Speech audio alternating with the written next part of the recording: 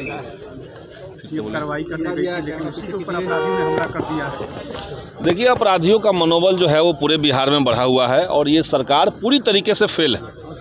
अपराध पर नियंत्रण करने में, अपराध के खिलाफ कोई सख्त मैसेज देने में ये सरकार फेल है और इसीलिए जगह जगह पे अपराधियों का बोलबाला हो गया है। सरकारी तंत्र जो है वो बौना साबित हो रहा है। सरेआम दोनों की हत्या हुई है, भाइयों की हत्या हुई है रात में। 23,000 जो है अपराधी जो है वो अपहरण हुआ है, 23,000 लोगों का बिहार। उसको लेकर के जो गृह मंत्री का जो बयान था वो ये है कि शादी के नियत से लोगों को भगाया। अब समझिए, गृह मंत्री अपराध होगा तो ये लोग कहने लगेंगे कि किसान का जो कि फसल का समय नहीं है, किसान सब बेकार बैठे हुए इसलिए अपराध बढ़ रहा है।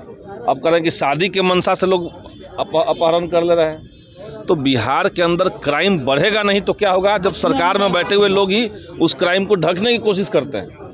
ये तो अपराध को आप ढक रहे हैं, बचा रहे हैं, अपराधियों को संरक्षण दे रहे हैं। यही तो हम लोग कह रहे हैं। गायब हुई है, खबर आ रही 5 बच्चियां गायब। गोपालगंज से बच्चियां गायब हुई है। बिहार के कई और जिले से बच्चियों के साथ गलत का सूचना है, खबर है।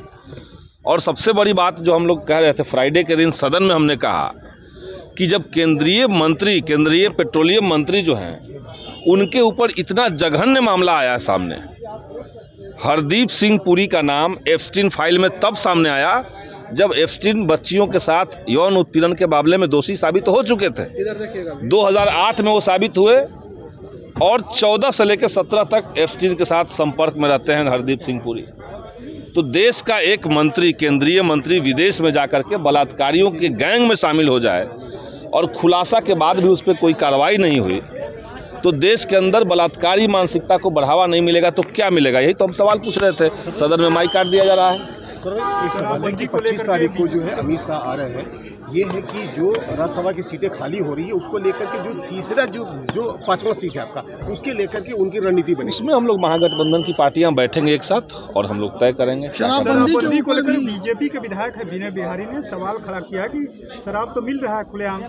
शराब मिल ही रहा है, इसमें कौन सी बड़ी बात है? शराब मिल रहा है। शराबबंदी कानून पूरी तरीके से फेल है।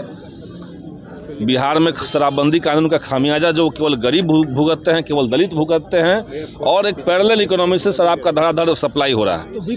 तो सरकार को 10 साल हो गए शराबबंदी कानून लाए हुए।